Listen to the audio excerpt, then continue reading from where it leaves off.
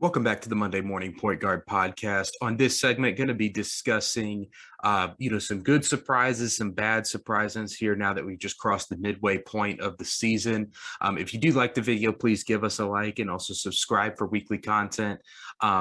If you do have a point that you disagree with, agree with, leave it in the comment section for us or on Twitter, and we'd love to discuss it with you there. And then also check us out on Spotify. I recently got the podcast up there. So if you want to watch everything uninterrupted, that would be the place to do it. So as I mentioned, there's good surprises and bad surprises in life. Sometimes you find, some money in your pocket that you didn't know you had, or maybe you get a scratch off ticket and win some money from that. There's also bad surprises. Sometimes some kids TP your house or do that ding dong ditch thing where they light the bag of dog crap on fire. They're good and bad surprises in life. I want to start out with some of the bad surprises we've had this season. And you can't say disappointment, at least at this stage in the season, without mentioning the Lakers. Before the season, I kind of want to put this through the lens of like where we were at with our preseason predictions versus where things are at now. And both Clayton and I were very high on the Lakers, at least as a regular season team. He thought that they would, end up being the champion. I figured they'd make it to the finals, but that Russell Westbrook LeBron fit would eventually unravel at some point. We were both over 52 and a half wins for them in the regular season. Currently, right now, they're in seventh in the conference at 23-23. So just at 500. It's just been a mess this year, to put it mildly. The team, it doesn't make sense from a roster construction perspective. And a lot of the players on the roster have gotten old, like overnight, not necessarily overnight, like kind of the writing was on the wall with them, but we kind of expected that they would have a little bit more life left in them. And then as far as my prediction for them was kind of predicated on Anthony Davis taking the torch from LeBron and really carrying this team on, at least on the defensive end, but also, taking on a bigger role as kind of the man on offense. And it's just not happened. I know he's been hurt now for, a little over a month, but I just, when he was in there, it still didn't look that impressive. And I thought that the Lakers would figure out the Russell Westbrook LeBron thing, stagger their minutes, do whatever they had to do. And then, in minutes where LeBron wasn't in the game, Russ could carry them offensively. Or if you wanted to give LeBron the night off, again, Russ could kind of take on that role offensively in spurts. But it's not been what's happened. So, for the starting lineup right now, I guess they're starting Trevor Ariza. I watched him in Miami last year. It looked like it was almost done for him there. I mean, he could still play some quality defense as long as you weren't asking him to guard like the opposing team's best player or really even their second best player. And then, he was making some threes even for us. So I thought he could give them something. I didn't expect that he would be in the starting lineup for this team. 37% on field goals, 37% on threes. It's really just not good enough in general as a starter, not necessarily 37% threes, but I think the best the Lakers can do now is either have good defenders and energy guys or shooters. And Ariza at this stage is just not good enough at either of those things. And then just watching him get kind of cooked play after play on defense because he's being asked to guard the opposing team's best player, it's just not fun. It kind of tarnishes my memory of him. But to put it in context of how long he's been around, he was the starting small forward for the Lakers during Kobe's second run of titles, the first of the second run. So, after the three-peat with Shaq, they won an additional 2 titles. Well, Ariza was there for the fourth of Kobe's titles. That was a long time ago. And now he's being asked to kind of be that defensive stopper again. Here we are, 10 plus years later. That's not realistic. Avery Bradley is another guy that starts, and, they had him taking technical foul free throws in the Pacers game. He's a 78% career free throw shooter. That's not That's not good enough for that's not good when he's your best free throw shooter on the court.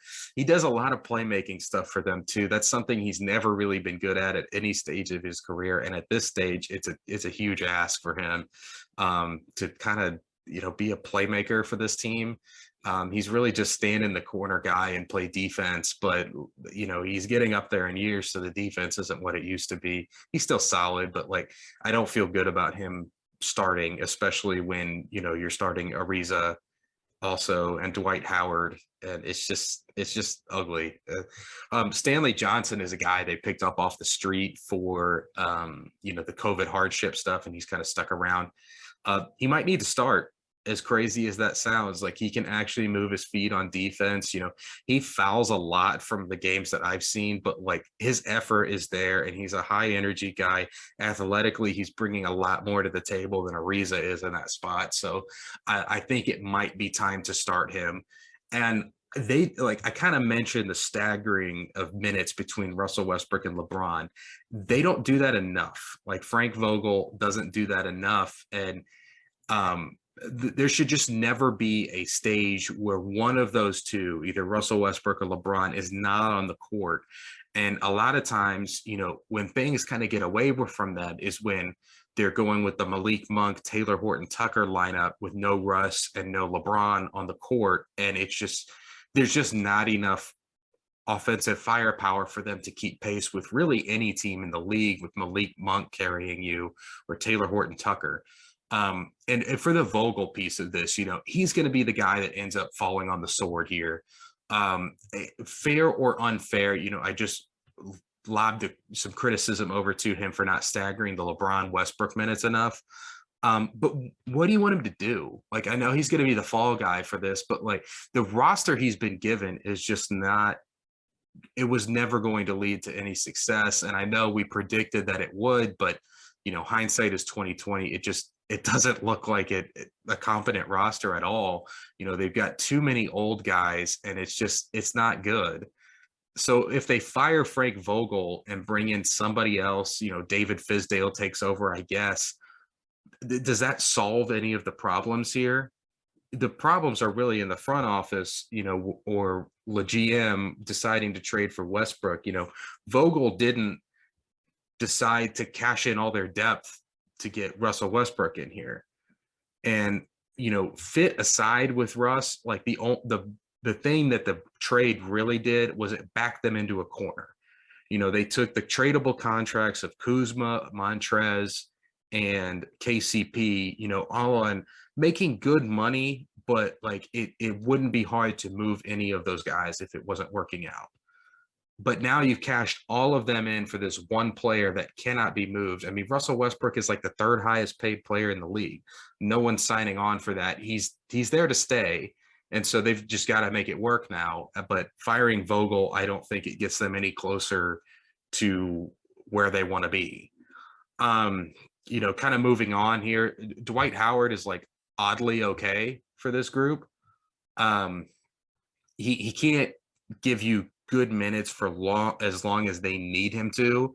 And he's just not quite as good defensively as he was in the bubble. He's starting to have trouble moving laterally, and he's just not covering the ground to, like, on the pick and roll. He can't cover like a floater or like a mid-range pull-up. And he's can be slow on rotations, but it's not because he doesn't know where to be. It's just physically he's just not able to do it anymore at that level. He's still rebounding and protecting the rim, but from a starting center, that's just not a good place to be.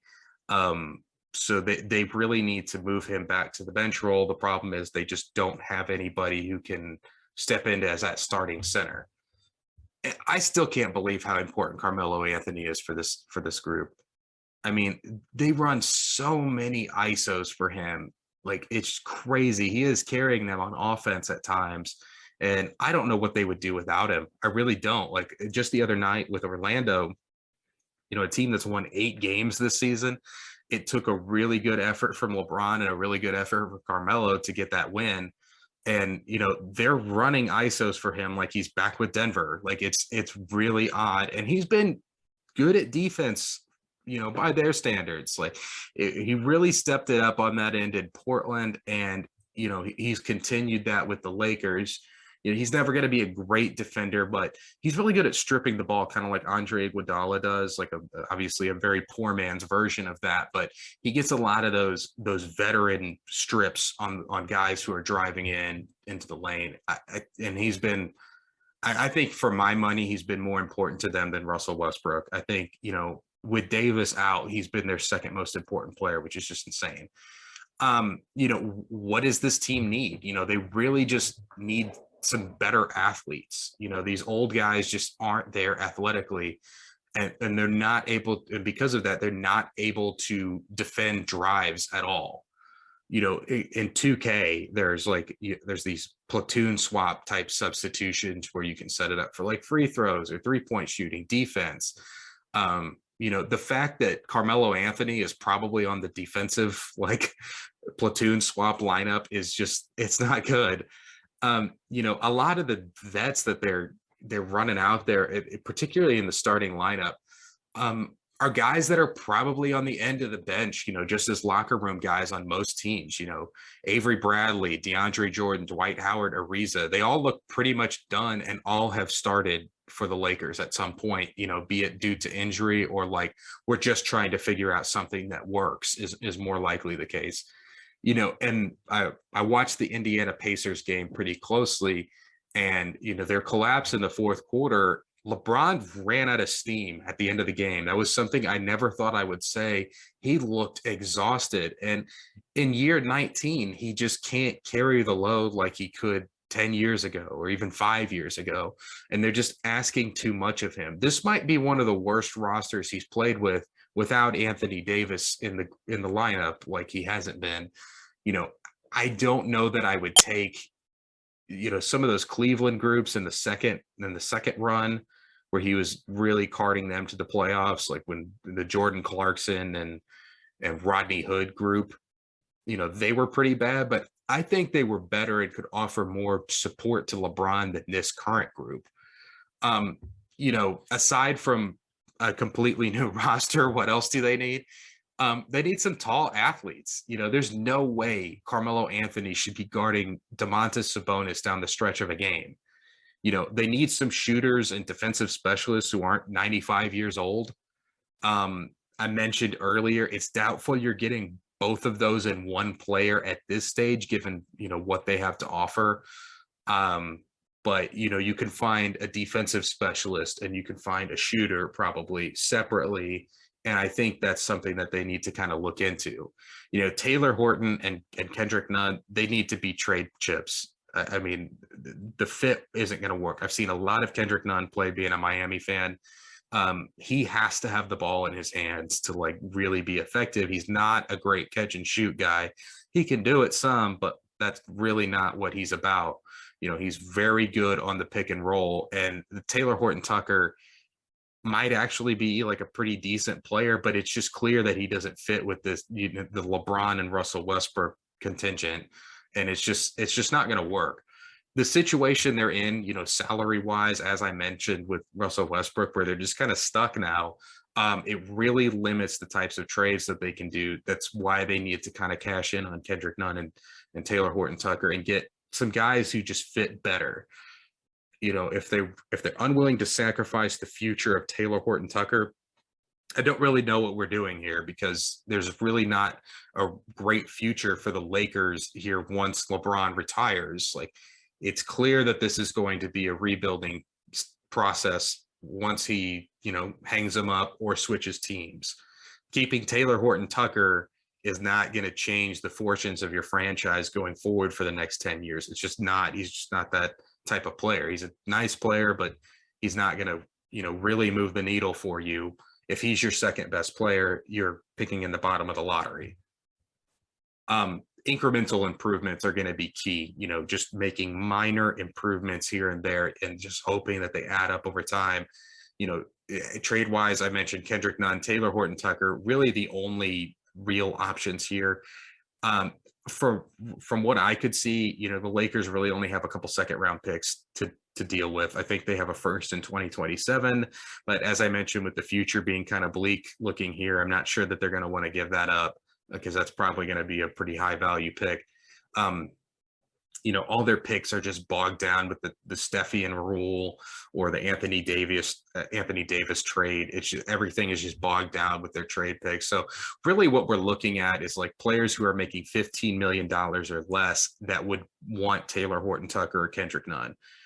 Gary Trent Jr. is a guy that the Lakers have mentioned they're interested in, but I just can't see Toronto wanting to do that. He's only like 23 years old. And I don't think that Taylor Horton Tucker, I wouldn't consider him a better prospect than Gary Trent. So I'm not sure that the second round picks are really getting you there for that. Marcus Morris with the Clippers, that's a guy that they're wanting to move off of, but given the rivalry between them and the Lakers, I don't see Steve Ballmer approving that. Norman Powell is a guy, if Portland decides to blow it up. Marcus Smart is available, I think now, yeah, as of the 20th, he's available to be traded. Luke Kennard with the Clippers, that's another doubtful they're going to be able to make that happen with the rivalry thing.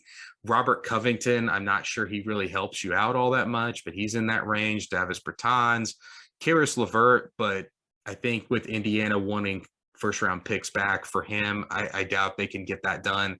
Terrence Ross, or Orlando doesn't need the guards, so I doubt they're really enticed by Kendrick Nunn and Taylor Horton Tucker. They've already got kind of a logjam at point guard and smaller guards over there. Yeah, I think the decision to not trade for the Kyle Lowry, half a season rental of him, not looking good in hindsight. Maybe he resigned. None of the players that I just mentioned are as good as him. And the Taylor Horton Tucker piece was what was the hang up on that trade. Toronto was willing to deal with and get Taylor Horton Tucker back to give Lowry a chance at another title for half a season, but maybe they can convince him to resign. And I think things would be looking a lot better here if you added him. So, moving on, what else can they do? Well, there's improvements that can be made at the bottom of this roster, guys they can cut and move on from. I think Wayne Ellington and DeAndre Jordan are very expendable. I mean, they're making minimum contracts, so it's not costing you a ton of money to waive them, buy them out. Honestly, maybe Ariza, Kent Bazemore are guys that you might want to just cut ties with just to clear up the roster spots, because there are clear upgrades at center available. So let's take a trip to the scrap heap and see what's available. DeMarcus Cousins just got picked up on a 10-day contract for the Nuggets. So that was a guy I kind of had my eyes on for them just because he gave the Bucks some really decent minutes. And he's just clearly an upgrade on DeAndre Jordan, who really can't do anything at this stage.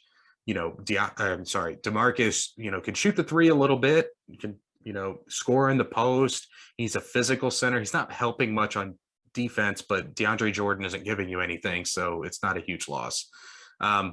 So if Denver doesn't end up renewing him off of that 10-day contract, I think that's a good option for them.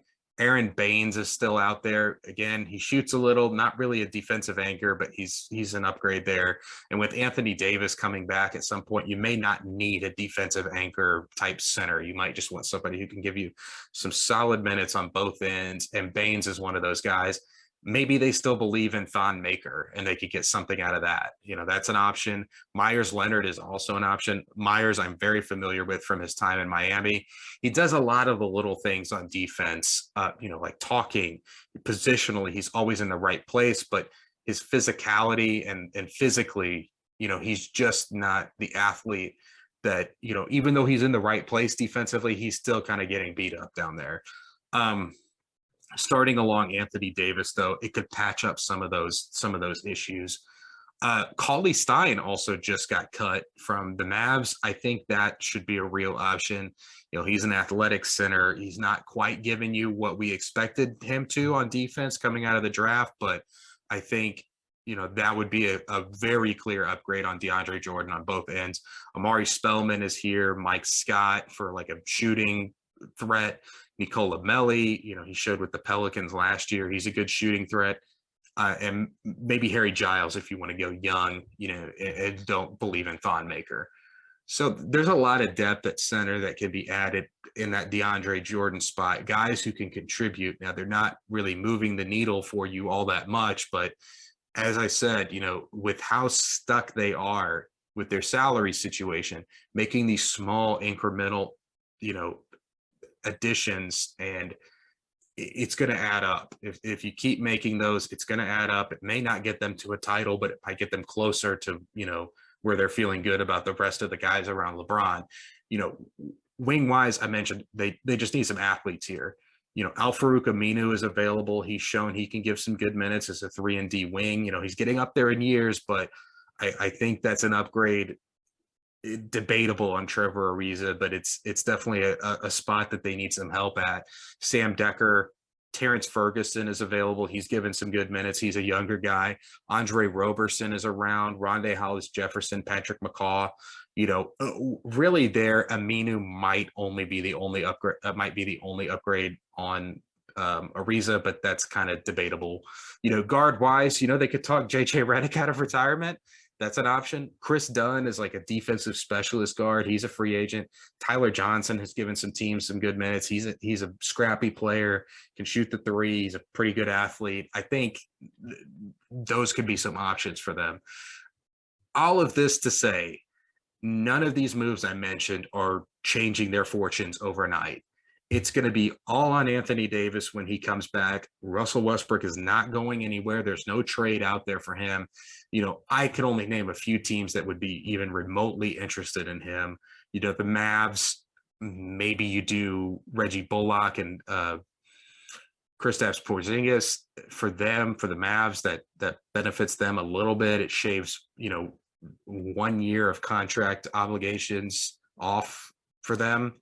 They're only paying Russell Westbrook through next season versus an additional year for Bullock and KP. And that's, beneficial in some way. They can sign somebody with that money to help out Luka, but I doubt they're doing that. I think they kind of will see where the KP, and Bullock thing goes.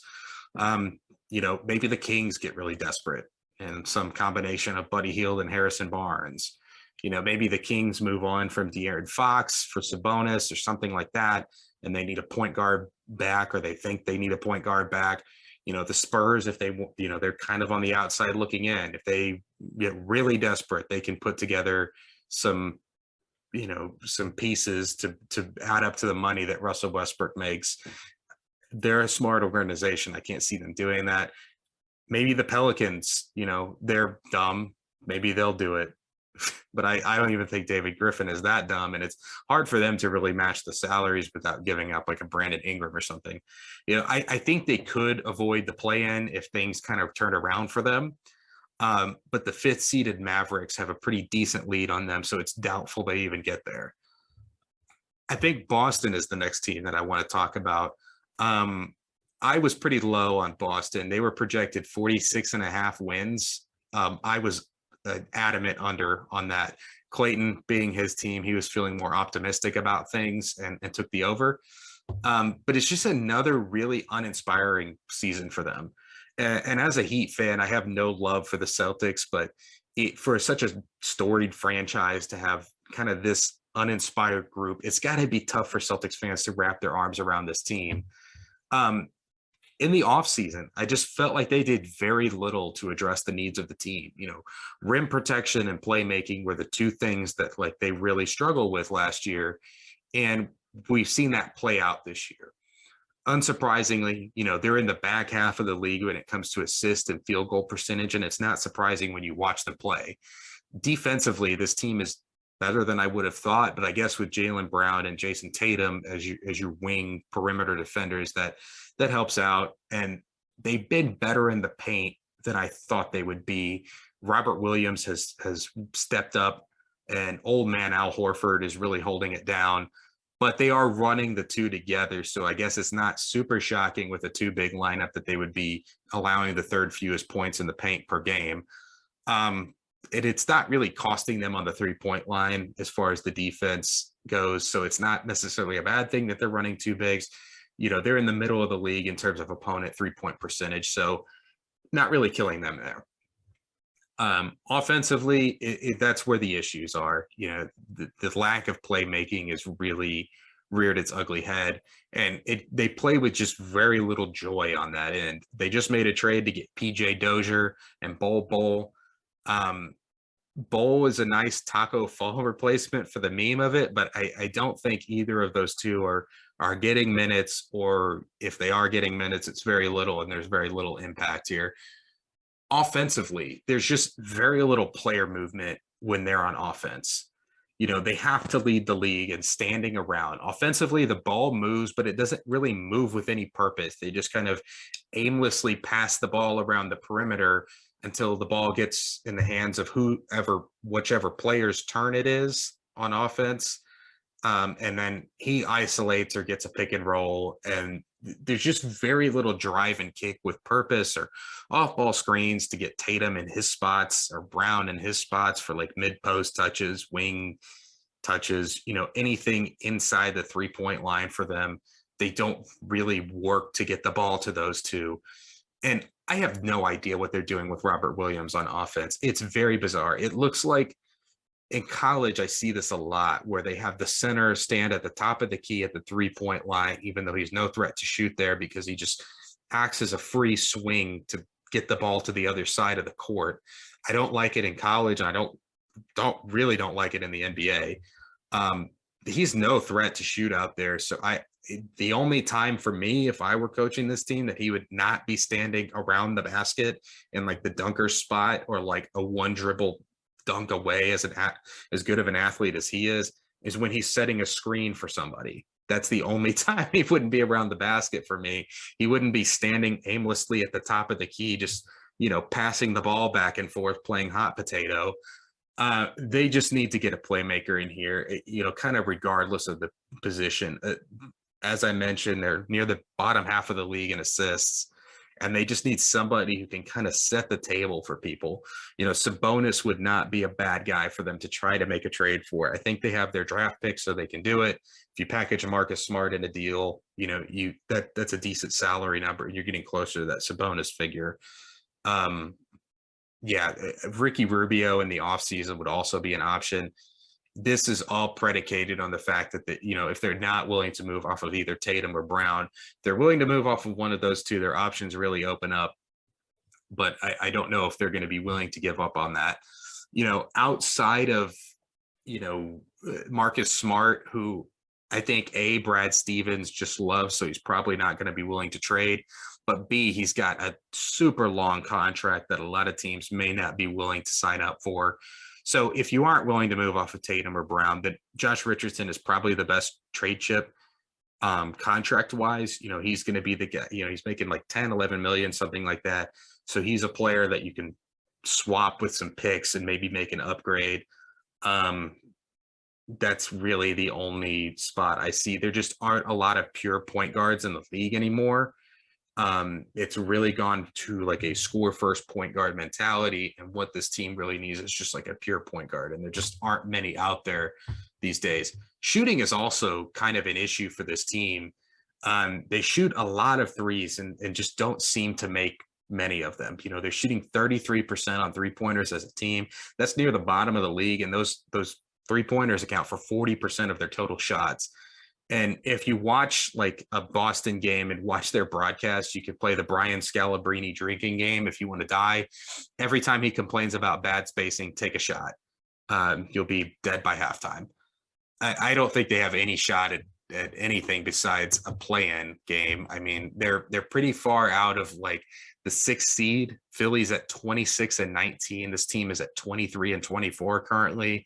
They're 10th in the conference, so they're in the play-in territory, but the Knicks are kind of threatening them. I think the Hawks will get their stuff together eventually. So I think they're going to be looking at a play-in game again this year, and that's just a disappointment for them, especially with the success they've had, in the last decade. It's really disappointing. And they were just spoiled, it seems like, with assets not that many years ago when they had Kyrie on the team and he was hurt. Then they made that conference finals. You're like, oh my gosh, when they get Kyrie and Gordon Hayward back, this team is a clear title favorite. And now when you look at the team, there's just not that many trade assets outside of Tatum and Brown, which is just crazy. Like, what the hell happened? Where did all these assets go? And when you look back through it, Gordon Hayward walked out the door for nothing. Kyrie, they swapped him for Kemba Walker, basically. They did, and that also cost them Rozier. So, Rozier ends up going to Charlotte like a sign and trade type situation. And that's how they mitigated the Kyrie loss. But then they ended up swapping Kemba Walker for Al Horford later down the line, and that cost them a pick. And it's just been like disastrous move in the front office after disastrous move. I don't see their fortunes changing overnight. And honestly, for them to really move forward here, I think it's going to have to be Tatum or Brown. They're going to have to make a decision there. Moving on, Indiana, I think they've been kind of a disappointment this year. This was one, I mentioned for the Celtics, Clayton was pretty high on the Celtics and I was not. This was kind of the opposite. Like, I thought Indiana was a solid team. I took that over for them. I wasn't super convinced at 42.5 that they would hit the over, but I did take it. Clayton was the under. Currently 17-30. That's good enough for 13th in the Eastern Conference. COVID and injuries have just killed this team. And they have two starting centers that are kind of ill-suited to play alongside one another. If you want to hear more about that, I did a whole thing on the Pacers, entering this rebuilding stage. So check that out. I'm not going to repeat myself too much, or try not to repeat myself too much, but the team construction, in hindsight, looking at it now, it's just really odd. It's like they have two centers that, as I mentioned, are ill-suited to play with one another. And then it's like 6'5" shooting guards. And that's like kind of it, Lamb, Duarte, Caris LeVert, Lance Stevenson, Malcolm Brogdon, all like 6'5", 6'6" shooting guards with like very similar skill sets. Even TJ Warren, who's like a little bit taller, hasn't played this year because of injury. Really similar skill sets to those guys. It sounds like they're getting TJ Warren back pretty soon, but that's not going to really move the needle for them. Unfortunately for them, Miles Turner is now expected to be out past the trade deadline, so he's likely to stay put. I think that's probably in their best interest to kind of hold on to him for the offseason, because I think that injury is going to affect his trade value. It's a foot injury, and that's always scary with big guys. That was ultimately what ended Yao Ming's career. And now, look at the Zion thing with his foot injury, how long he's been out. So that could scare some teams off. In the micro, as I mentioned earlier, watch the Lakers Pacers game. What was Carlisle thinking? He had Sabonis on LeBron for really long stretches of that game. And in our preseason predictions, we talked about him being similar to Doc Rivers, a guy who's really milked that one championship for all that it's worth, and maybe he's not such a great coach. Well, between the story that came out this year about his tenure with the Mavs and kind of this season, we're kind of seeing that play out. Like, maybe he's not one of the top coaches in the league. Maybe he's average at best, and he just kind of, caught lightning in a bottle with that Mavs title. Some of the decision making he has just baffles me. Excitement for Pacers fans, though. They signed Lance Stevenson for the rest of the season, so that's fun to have him back. What should they do? They think they want an all-star back for Sabonis, but I don't think they're going to get that. He's kind of like a borderline all-star player, and I don't think they're going to get a player of equal or better value trading for him, especially, I mentioned in the Pacers video, it's a lot tougher to work him into a system than it would be for like a Miles Turner. And I think their trade value as a result is going to be similar. Even though Sabonis is a better player, he's got a more unique skill set that doesn't fit into like our cookie cutter roles that we have in the league. So I think just get some young assets and hit the reset button. They're like 7 games or something out of the play-in. So it's time to just punt. Unfortunately for them, big guys are at the top of this year's draft. So at the end of the day, trading both of the big guys might really be the answer, because I don't think you want to just run this back with, if they trade Miles Turner, I don't think you want to run it back with Sabonis paired with another big guy, or Miles Turner paired with another big guy. We've already seen that play out here for years in Indiana, and it just doesn't really work. Atlanta, another hugely disappointing team. I took the over. Clayton took the under. I predicted they would finish third in the conference. Clayton thought sixth. Currently, they're 20-25, which is 12th in the conference. For me, this is a classic case, too many cooks in the kitchen. It feels like at every single position on this team, they've got a whole lot of guys who are expecting a lot of shots and minutes. At guard, you have Trae Young, DeLon Wright, Lou Williams, particularly with Trae and Lou, they're expecting to shoot the ball a lot. At wings, you have Kevin Huerter, who played big minutes in the playoffs and had some good minutes in the playoffs. So he was probably expecting a bigger role this year, especially being a younger player. Bogdan is a vet who expects a big role on the team. DeAndre Hunter, another developing guy who was good for them last year, but, he didn't play as much in the playoffs, so you didn't have to worry about, his minutes come postseason time, but he's expecting his role to be increased. They got rid of Cam Reddish. He was another guy that was expecting a big role, and he was kind of forcing his way into a bigger role. So getting rid of him kind of got rid of the logjam. They ultimately didn't get anything really to speak of back, but it might be some addition by subtraction type thing. What the bigs are relatively big. You've got Gallinari, who was probably promised a big role to sign here. John Collins has been grumpy with his role on this team for years, and he's a younger player who wants a bigger role. Capella is a vet who's going to want a big role. Okongwu is a younger player, who has played well and has played himself into expecting a larger role. It's just a lot of guys, a lot of mouths to feed. And on top of all of that, you've got Trae Young, who, while he's having a career season, his usage rate is up from last year. So there's just less ball to go around.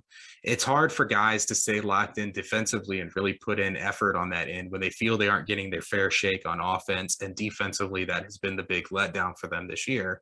And they don't have like a ton of really great defenders. So effort has to be the thing that makes up for that difference in talent defensively. Last year, I felt like they got away from the Trae heavy offense when McMillan took over, and then Trae was hurt, and they kind of let Bogdan cook a little bit. And then when he came back, they still allowed Bogdan to work offensively, and they ran some stuff through him. But this year, it feels like they've just gone straight back to the Trae heavy offense where he has to do everything for them. And they have the talent that they don't have to do that. Also, they've mentioned that it's hard to get up for these regular season games after having a taste of the playoffs. So that might explain the effort on the defensive end. I mean, they played Miami a couple of times. I know they beat them the other night, but earlier in the season, we were playing terrible, had no business of winning the game, but we just killed them effort wise. The effort we had was so much greater than what they had. And that's kind of been the case for them this season. And it's just been a huge disappointment. Right now, as I mentioned, they're 12th, so they're a threat to not even make the play-in this year, which would be a crazy disappointment after a conference finals. I talked about them being a dark horse representative for the East this year because they almost were last year. I would have been surprised if they had represented the East, but I wouldn't have expected them to be a first round out or a play-in team. But, they may not even be a play-in team, which is just a crazy disappointment. The last team I want to mention as a disappointment is the Portland Trail Blazers. It's just been a tough year for them. Dame has been ailing all season with that abdominal issue, and his play has really suffered from that. Now he's opted for surgery, and we may not see him for the rest of the year. CJ McCollum has kind of been in and out of the lineup with issues, and excuses aside, it's just super uninspired play from them. Most games, and schematically Billups, who was brought in to kind of improve the defense here, it just hasn't been the case. His scheme, it's a more aggressive defensive scheme, and it just doesn't work for the players that they have. The best example I have for this is the way they treat the pick and roll, Billups versus Terry Stotts. Terry Stotts was a guy who was dropping Jusuf Nurkic on basically every pick and roll, just having him play drop coverage. He's a nearly 300-pound guy. I think he's at 290. He doesn't look it. I thought that was crazy when I looked that up. But so his mobility is just not going to be there to blitz on a pick and roll, blitz a guard like Billups is having him try to do. So it's really just kind of dribble away from Nurkic a little bit, and it doesn't take much to do that. And then the paint is just completely unprotected. it's just clear it's time to move on from this Dame CJ Nurkic core. I talked about a few months ago that they needed to make some tough decisions quickly, particularly with Dame. They needed to start really retooling around him or trade him immediately to capitalize on his value. Now they've waited too long and now he's damaged goods. Same with CJ. The good news for them, with Dame out, they can easily punt this season and develop Simons, who's looked really good for them, and then use the next couple of weeks, before the trade deadline here to really get Nurkic and CJ their numbers to get their trade value up. CJ has had some injuries this year, but I still think he's got some trade value. Nurkic is on a very low cost deal, so it should not be difficult to move him. And I think for them, I think it's important that they move him above all else. This last year of his deal, he's going to be wanting much more money. And he just defensively, they need some guys who are going to be able to protect Dame, especially as he ages. So the easiest way to do that is with a center who can play some really good defense. And that's just not Nurkic, as good as he is. And I think that's something that they could really capitalize on some value there. And also, since he's on such a low cost contract, making like $12 million a year, it's not like letting him walk and getting nothing out of it is going to clear up a lot of cap space, particularly with Simons up after this year. I imagine they're going to want to re-sign him. So that's going to eat up any of that money that you would have saved by not signing Nurkic back. If there isn't a good deal out there for CJ, fine, but I think you need to deal him on the offseason with that draft pick that will hopefully be high if they end up deciding to shut down Dame. And then ultimately guard wise, they're going to be able to survive without, and I would say thrive with a Dame, Norman Powell and Anthony Simons, guard trio. I think that's fine. And I think they should focus on building out the rest of the squad. As I love CJ McCollum, he's a guy, offensively, he's got every tool in the toolkit for scoring. But it's just a case of, they have some redundancy there, and he's a guy they can afford to lose. And he's one of the only trade chips that they really have outside of Nurkic. So I think they just need to focus on punting this year, getting back some assets, and then maybe in the offseason, focusing on cashing in those assets to retool around Dame, or maybe they just want to blow this whole thing up and get rid of Dame as well in the offseason. If they're wanting to compete kind of moving forward, athletic wings have to be a priority, a defensive center. There's tons of bigs in the draft here coming up. And, that's a position, even though I've talked about it being the most important to have right, that defensive anchor and inside presence, there's a lot of value to be had at that position. It's kind of like a good running game in football. You don't really want to be spending a lot of money on your running backs unless you have like a Derrick Henry or Christian McCaffrey. But there's always good value to be found. And a team without a run game really struggles, come playoff time. It's the same way in the league. Like without a center, you're going to struggle, but you can find good value there at that center spot, on cheap, affordable deals. And there's always guys you can pick up. Now let's move on to the pleasant surprises in the league. Gosh, I've had enough of that doom and gloom. I feel like my mood has suffered now. I want to start off with the Chicago Bulls. Clayton and I were both over 42.5 for them, but we weren't as high as what they have been this year. We weren't as high on them as what they have been. Currently 28-16, second in the conference. I don't think we were wrong about them per se, but I would say we were more wrong than right. Elephant out of the room. Lately, they have been just completely crushed by injuries. They lose Patrick Williams right away. Levine has been out. He's coming back soon. Caruso just got hurt. He might be done for the year. He's going to need surgery, and he's going to be reevaluated in 2 months. Particularly with that play, the Grayson Allen hit. I've seen a lot of people saying that was a really dirty play. I don't know. Grayson Allen was trying to make a play on the ball. It looked like it was certainly excessive contact, and it was a hard foul. I don't know that he was trying to hurt the guy, but given his reputation, it's hard to give him the benefit of the doubt. And especially given the fact that it's come out that he didn't really check on Caruso after that hit. So, Yeah, not a good look for Grayson Allen. Probably a dirty play, just given his reputation. I think if it had been another guy with a better reputation, I don't know that we would be talking about it as a dirty hit or a cheap shot. But given who Grayson Allen is, it's hard to say that it wasn't. Lonzo Ball also out 1 to 2 months. Derrick Jones Jr. is out a month. I looked up Devontae Green. It didn't seem like there was any update on him. It sounded like he was, supposed to be back here fairly soon, but he hasn't resumed basketball activities. So it's likely he's going to be out a little bit longer. I just don't know if they're going to be able to keep the ship afloat here without their two best defensive players and like no wing depth.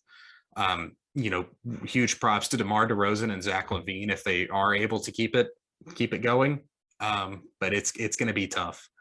I was wrong about Vucevic defensively. He's really held up on that end. I thought he would be more of a hindrance than a help for them.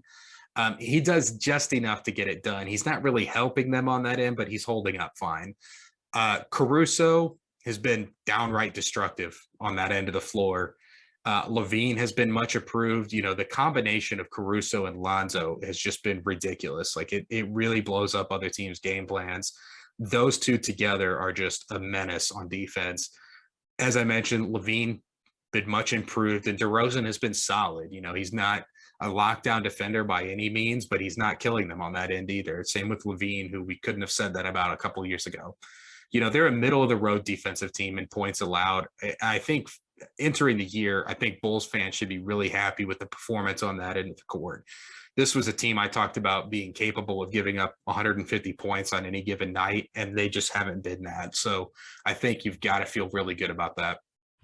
I talked about DeRozan, the playmaking piece that he kind of added to his game in San Antonio before the season.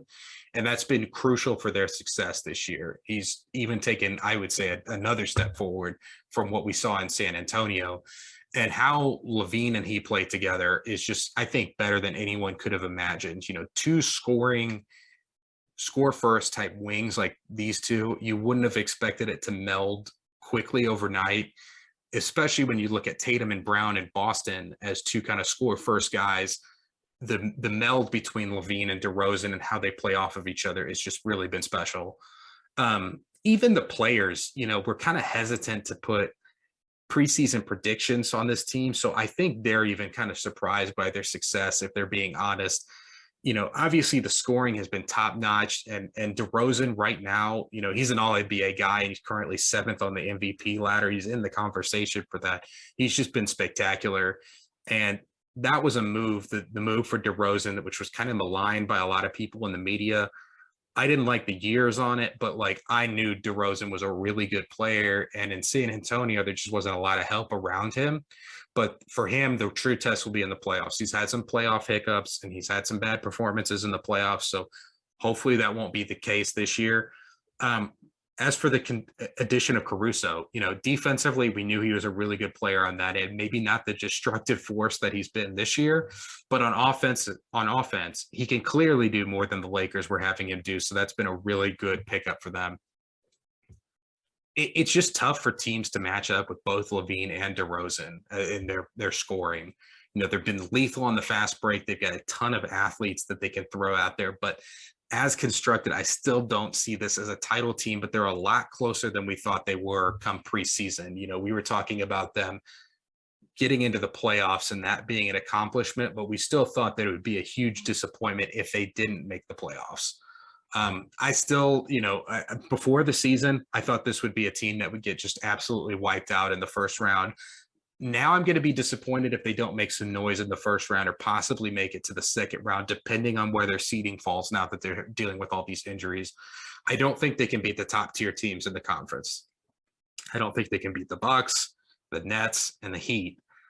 So it's important for them to keep a top seed so they can avoid those teams as long as possible and get out of the first round. It's just nice to have kind of the life back in Chicago, like watching the games on TV. You can feel the life back in the United Center, and it's been years since we've really had that, since Derrick Rose was there. And even beyond that, with Jordan, there's been huge gaps of them being like a competitive team in between their kind of successes. And even the Bulls thing was kind of a disappointment when you look at it in hindsight, having the youngest league MVP in history. To see what that kind of became, I would chalk that up as more of a disappointment. No one's fault, it's a shame what happened to Derrick Rose, but still, I think expectations would have been more than what they ended up accomplishing. I think when the game slows down in the playoffs, I think there just won't be as many easy buckets on them for the break. And the lack of physicality that they will have on defense with this roster, particularly with like an interior presence, they're going to have no answer for Kevin Durant or Giannis. When they play the Knicks, they throw Lonzo Ball and Julius Randle, and that kind of works on Randle a little bit. But Giannis and Kevin Durant are just completely different animals. Like they're not gonna be fazed by Lonzo Ball's scrappy defense. The size mismatch there is just too much for Lonzo to really compete with. And then when they played the Heat this year, they just can't match up with the physicality and the physical strength that we have.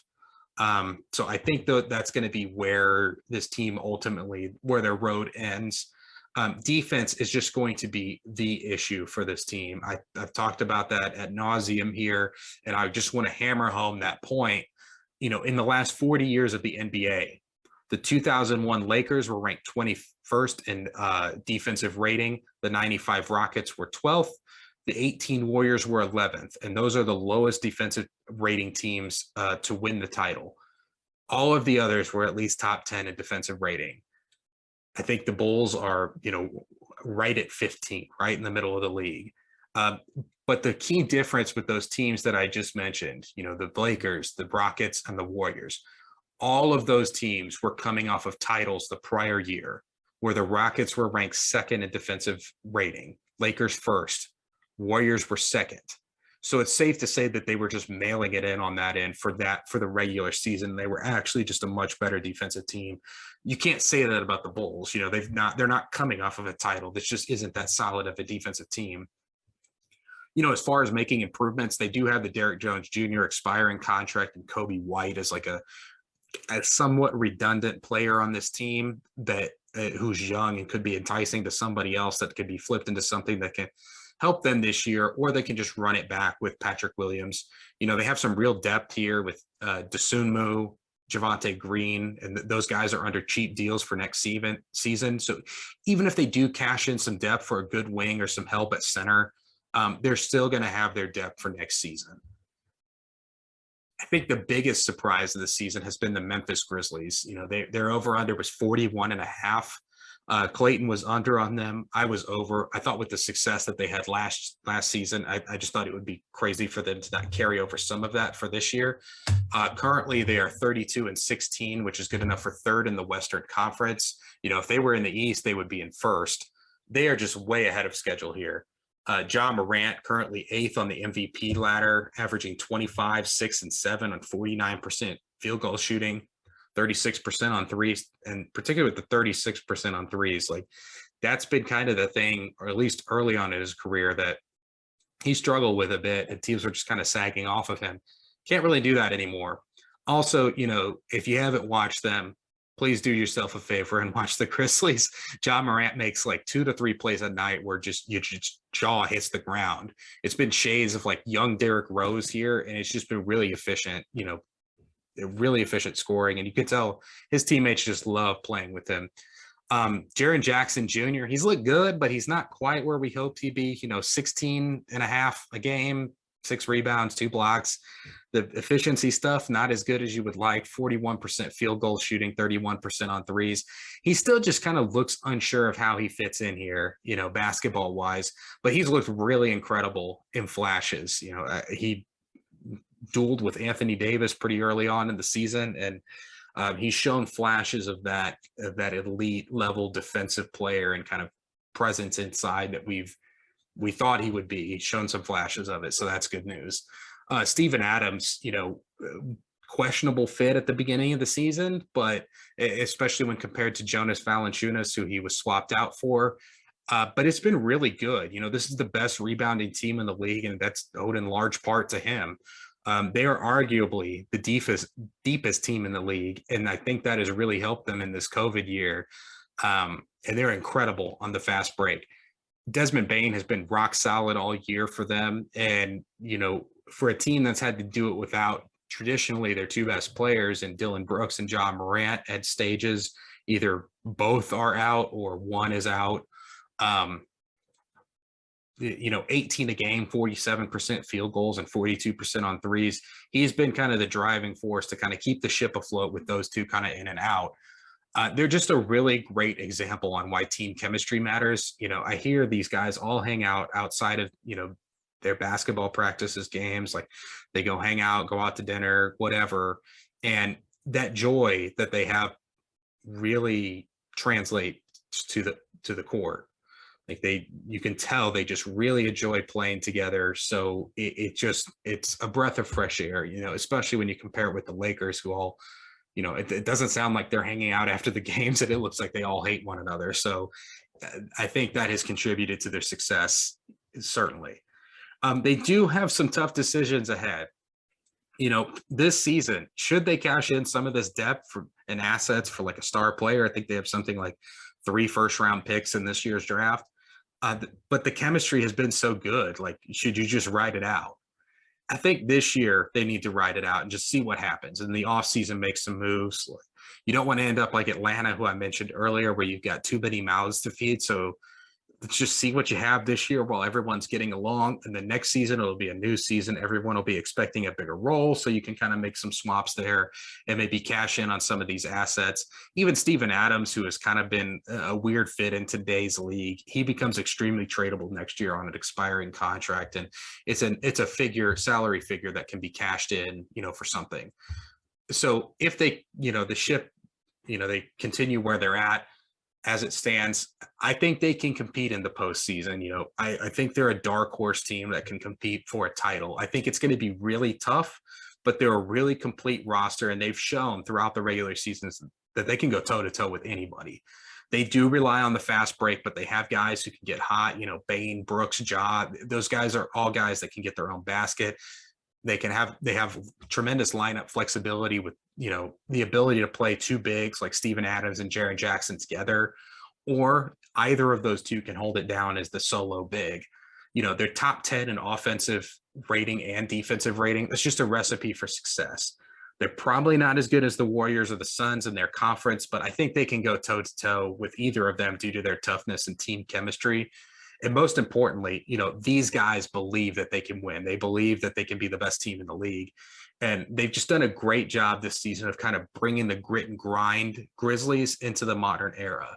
It's not the slow it down group with Mike Conley, Zebo, and Gasol, but they're just a tough, gritty team. And, even though they're running on the fast break a lot, I think they're paying a really great homage to that earlier group.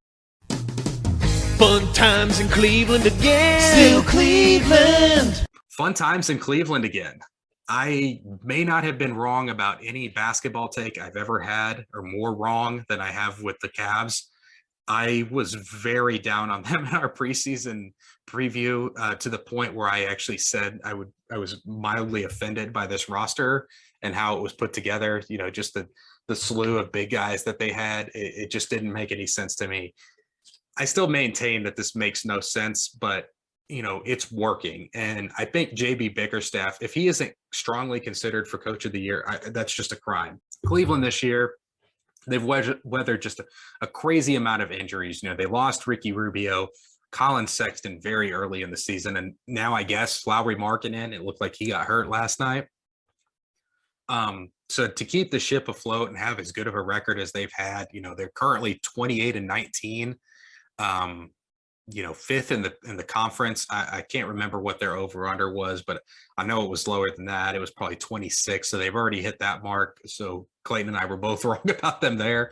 Why is this working? Well, Evan Mobley as a rookie has just been awesome right out of the gate. His switchability on the perimeter defensively and perimeter skills on offense are just way ahead of schedule, way ahead of what we thought he would be. 15 points a game, 8 rebounds, 2 blocks. And, they run some stupid stuff with him, and stupid, like in a good way. Like, it doesn't make any sense that it works, but it's ridiculous to try and guard it. They've run like some pick and roll with him as the ball handler and Allen as the roll man. That's tough to deal with 2 7-footers running a pick and roll together, 2 roughly 7-footers. He has to be the rookie of the year. I really don't care what the other rookies are doing. We have to reward the level of winning that they are doing. And it's not as if he was added like for James Wiseman last year. If he had come in and the Warriors had been really competitive, we've seen the Warriors with that core group be really competitive. So it wasn't like Wiseman was added overnight and transformed the team. Like Cleveland has been a dumpster fire since LeBron left, and all of a sudden overnight, not due solely to Evan Mobley, but due in large part to him, they've really turned it around. So rookie of the year, typically we don't factor in winning just because these rookies go to terrible teams typically. But I think for the third pick in the draft, bottom feeder in the league to just all of a sudden be a playoff team overnight is, I think that should be rewarded. Darius Garland, another reason, they've been really solid this year. He's got to be on the short list for most improved player. 21, 8 assists, 21 a game, 8 assists, 47% field goals. The 3-point shooting hasn't been the best for him, but the improvement that he's made is just really incredible with his efficiency. While he, like mentioned, his 3-point efficiency isn't as good, the 2-point efficiency has been a huge step up. He went from 48% on twos last year. He's at 55 this year on 2-point shots.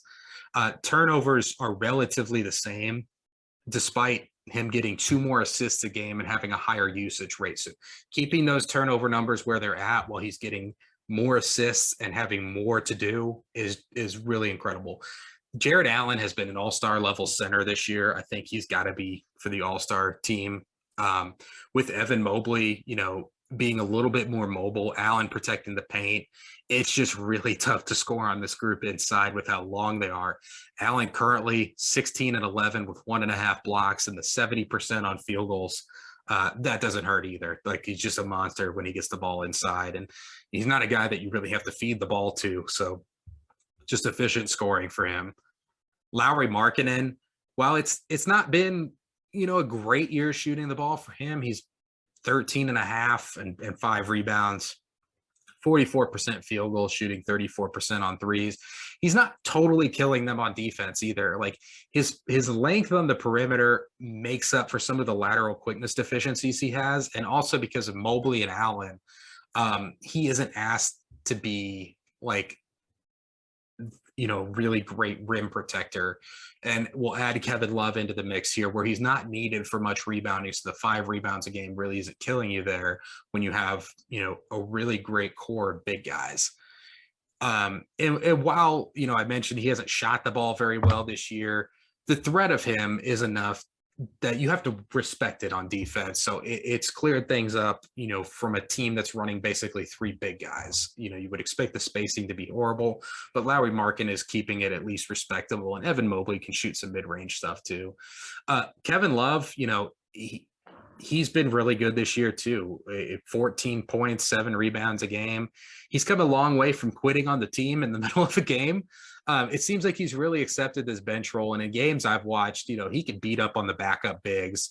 Outlet passes are on point like always with him. And, he's around 40% on 3-pointers. That's really great. It helps you get away with the Mobley and Allen pair stuff when you have like a big guy who can shoot the threes to this level. As a team, they're 3rd in points allowed, 3rd in defensive rating, 9th in opposing field goal percentage, 9th in opposing 3-point percentage. The opposing 3-point percentage is really surprising. You would expect a team with a bunch of big guys to really struggle to get out onto the perimeter, but they're defending it really well. They're middle of the road rebounding, which is kind of shocking. They're low in points per game, but they're really high on field goal percentage and mid-tier on 3-point percentage. So that's good to see from a team that's running big guys.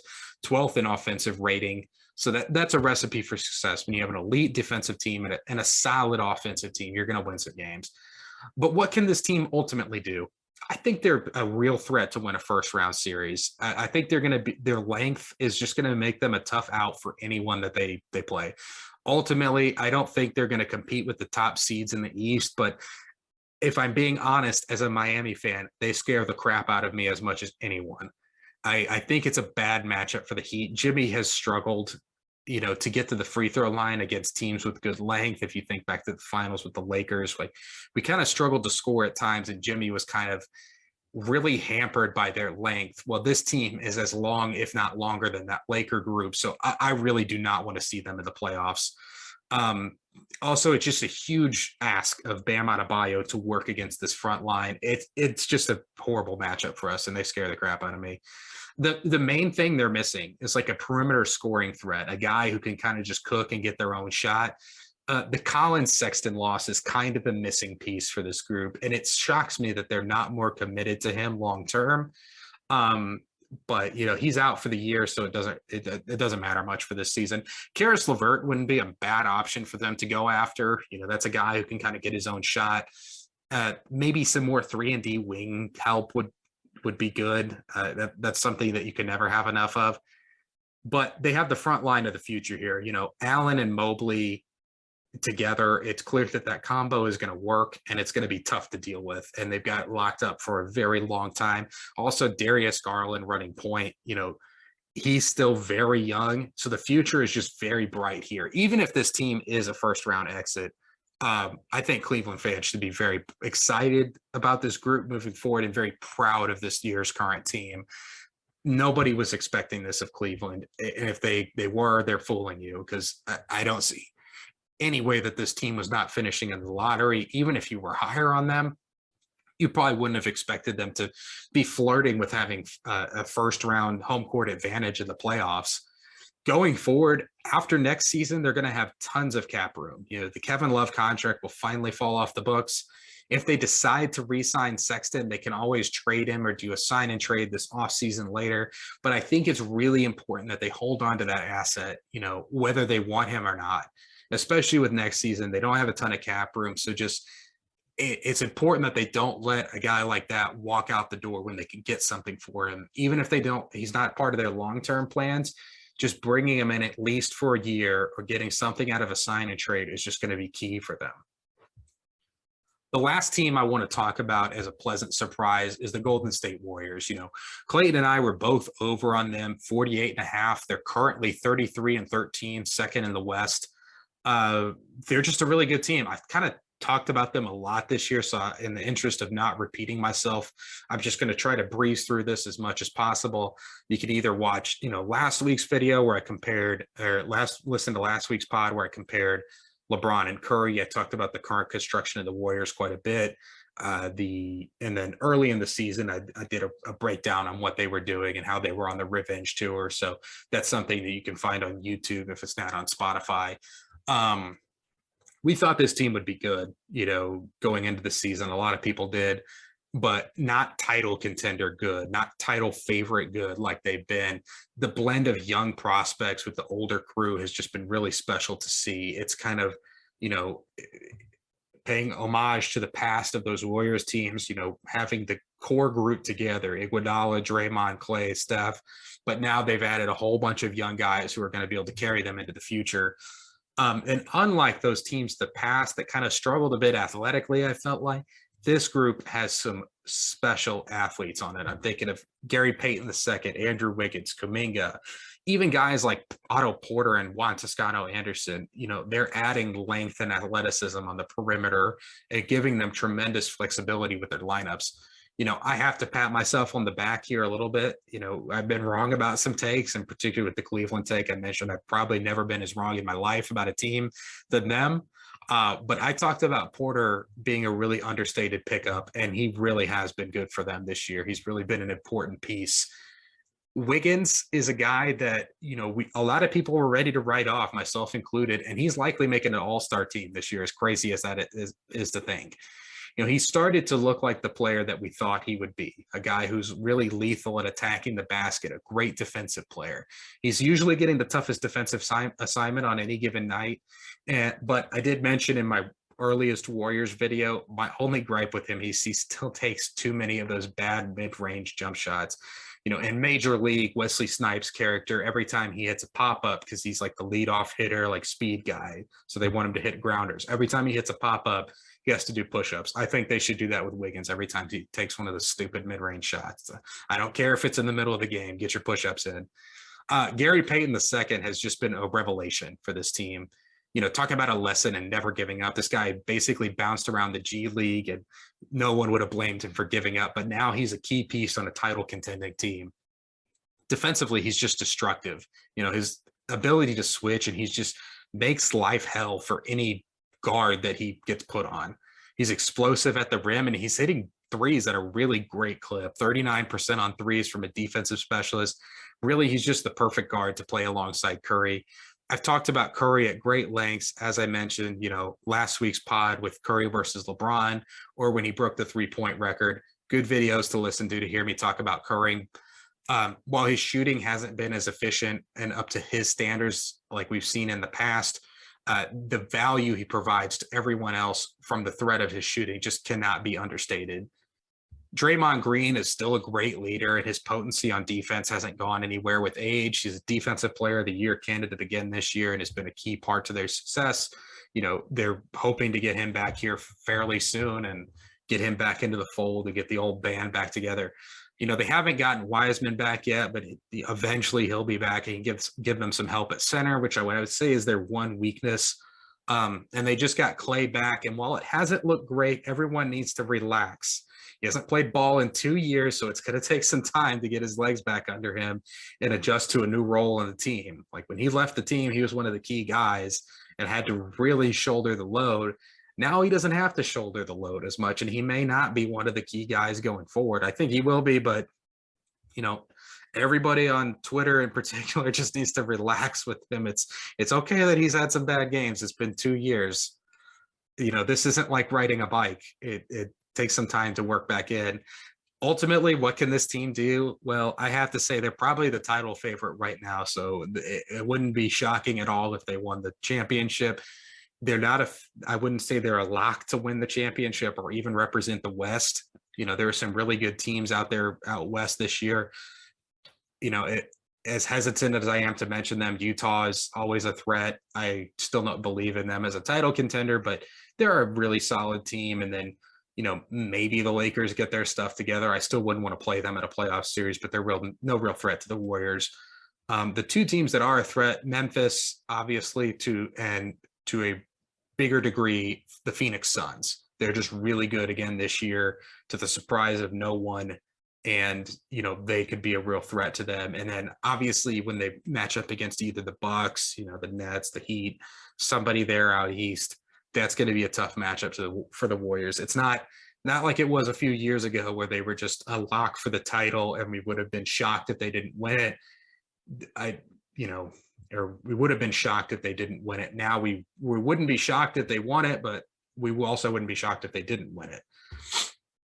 Last two teams, these are just kind of bonus teams that didn't really fit into the, in general, positive surprise or negative surprise. These are just two predictions that we had that we kind of made bold predictions on, that one we were right on and one we were not. I'm going to start with the Orlando Magic. This team has been, this is a team that we talked about before the season. I think they were at like 26.5 wins or something for their over-under, something crazy. I said they would struggle to get to 20, and sure enough, it doesn't look like they're getting to 20 wins. They're currently 8-39. That's bottom of the league. You could just see it on paper. This was a terrible team. But for this year, they've been really mired by injuries. But in this case, I'm not sure that it would have mattered too much for them. I would even argue it's kind of worked to their benefit. I think it would be tough for them to find playing time, for RJ Hampton with, a Fultz, Suggs, and Cole Anthony thing. So those are four guards who are all going to want some serious playing time. So it's really opened up the floor for those guys and allowed particularly Cole Anthony to kind of come into his own this year. The Isaac injury opened up, time from Wagner to, really blossom and be like a prime rookie of the year candidate, Franz Wagner. And also that's given them a clear decision on the Bamba Carter situation. Now they can move forward with Wendell Carter. And now that they've played them side by side, decided they're going to move off of Mo Bamba. It sounds like they're asking for a first-round pick for that. If they can get a franchise carrying guy, in the draft here the next couple of years, like a really, really good all NBA type player, They have some nice pieces here. It's not completely bleak in Orlando, despite the 8-39 record. There is some stuff to be excited about. Cole Anthony, 18, 6-6. The shooting efficiency isn't really there. We don't know yet if this is good stats, bad team guy, or if the shooting efficiency is more a indictment on the roster around him where he has to work really hard for everything and he's the key guy for them, and that's just a miscast role for him. We'll see going forward. Franz Wagner, 15-5 on 45% field goal, 34% threes. Those two are real players. They're real players in the league, and those are guys that Orlando can get excited about moving forward. Not sure either are, all-star, all-NBA potential type guys, but I think they're starting level players at worst moving forward. Wendell Carter has been hurt this year, but I think he's fine at center. They extended him. It sounds like they're, going with him instead of Bamba, as I mentioned, trying to get a first round pick for Bamba. As far as Isaac and Fultz go, Fultz, it sounds like he's going to be back soon-ish, but Isaac, there just seems to be no clear timetable on his return.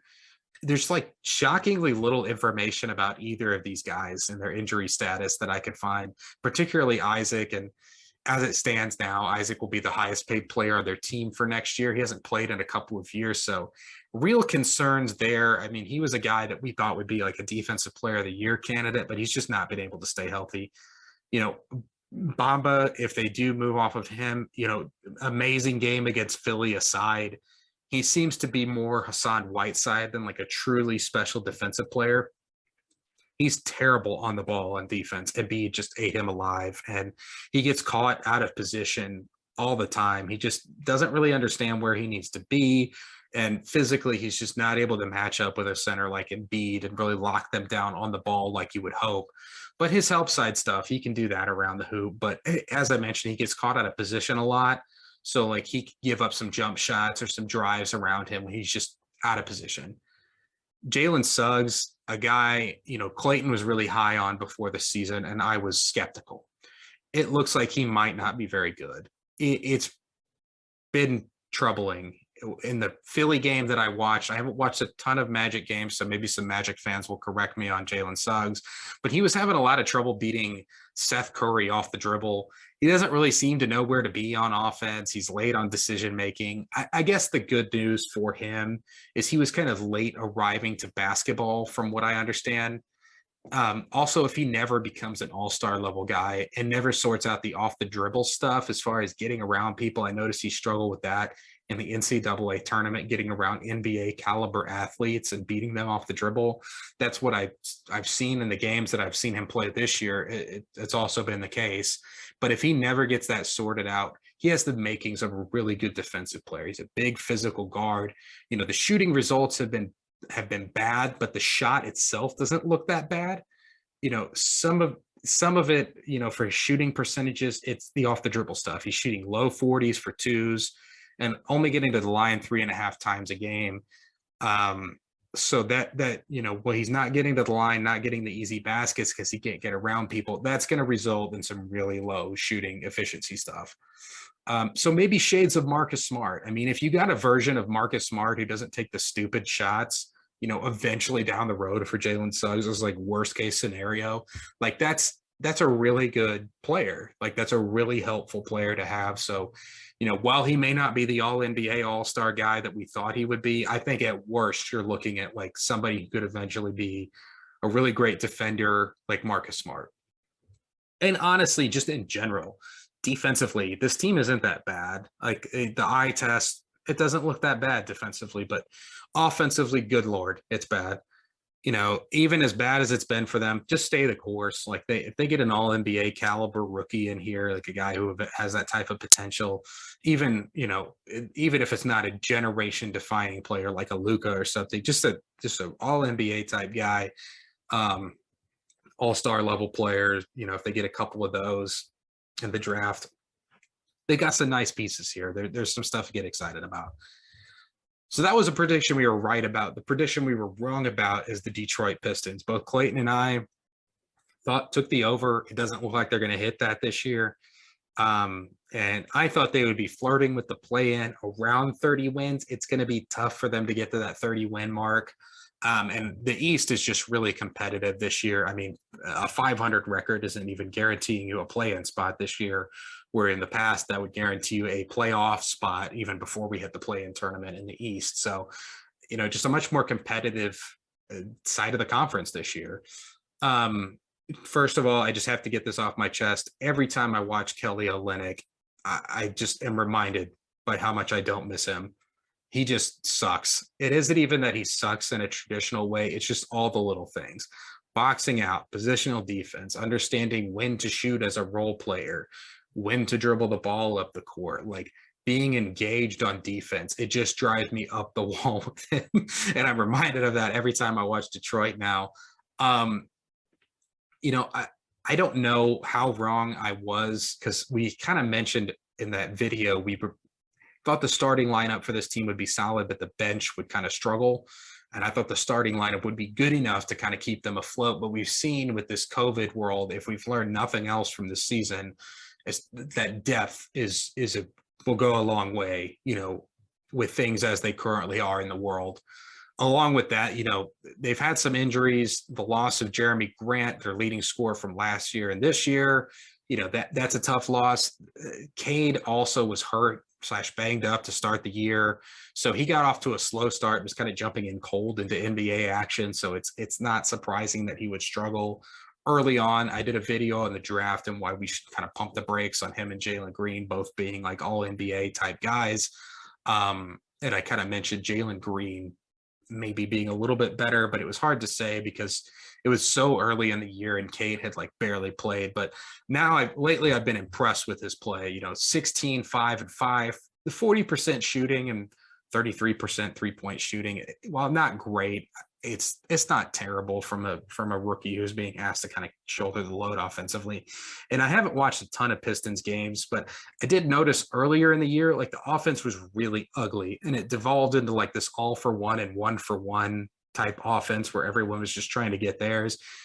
It seems like Cade has kind of, with his better play as of late, he's kind of shifted the culture of this team, and now they're getting out and running on the fast break. The ball is moving. They have some really great ball movement where guys are making the extra pass and they're getting really easy shots. And I think that's on Cade.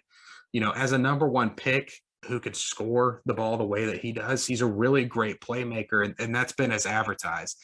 And it isn't just the assists. His assist numbers aren't that high. He just makes good choices with the ball.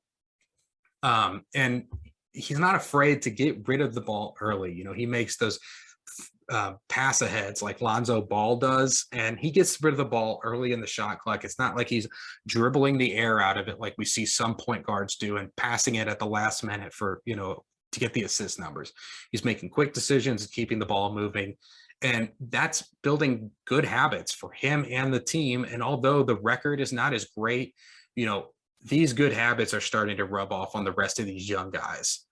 And, while they haven't performed as well as I would have thought, flirting with the 30-ish wins and being in the mix for a play-in spot, there are some signs that this could trend kind of closer to that direction than bottom feeder in the league direction as we head into the back half of the season. Of course, Cade is playing better than he did to start the year. That's a given. He isn't shooting the ball great, but he's going to get the stats. He's starting to get some nice, box scores kind of in games. He had a decent night against Utah and they nearly won that game. They were hanging around in there, had a real shot at winning that game. And he's just making the team better. Like everybody's playing better on the team. Everybody's willing to pass the ball. And it's not just like one-on-one ISOs. Like I felt like I saw earlier in the year with them. Defensively on the ball for him, it's not been great, but he does enough and he does try on that end, which is half the battle for NBA defense. Like, do you give effort on that end? He certainly does, and that will come with time. But he does get a lot of cheeky steals, off-ball steals like Curry does, where he just kind of pokes the ball away from the ball handler, like when he's not looking off the ball. And that's really great stuff. If he can keep giving effort like that on that end, eventually he'll become at worst a competent defender, if not a good or great defensive player. Isaiah Stewart, just a big, nasty big. I really like Stewart, a great hustle guy. And clearly, as we saw with him ready to break LeBron in half earlier in the season, he's not afraid of anyone. 8 points, 7 rebounds a game. That's pretty solid. And from a hustle guy, he's a nice piece for them. Hamidou Diallo has had some really big scoring nights this year. Athletically, he could be a really special defender. You're talking about 11 a game, 51% shooting, 5 rebounds. 3-point shooting isn't really there yet, but that could develop, and that could be another really good piece for them. And I really like Saddiq Bey. 15 and 6, only 38% field goal percentage and 33% on threes. He takes some tough shots, but he has the ability to knock down all sorts of different looks. And with Cade's passing, going forward, that could be a really good combo. They have some nice pieces in place. I didn't even mention Killian Hayes, who it might not happen for, but I still believe, still holding out hope that it's going to happen for him. But they just have some, in general, they have some nice pieces here. That's not even mentioning Jeremy Grant, who's a really good player that can either be shipped off for some more assets, or if they want to hold on to him, that's a good player for them. They're going to add a top level draft pick in all likelihood in this year's upcoming draft. So that's really going to help them out and just increase the talent level of this team. Then it's all about just filling out the roster. Once you have the core pieces in place, they've got some other nice pieces, and it's not such a daunting task to really turn this team into a competitor. They're still probably a couple of years away from really competing in the playoffs. Even next year is going to be a bit of a stretch for them to even make it.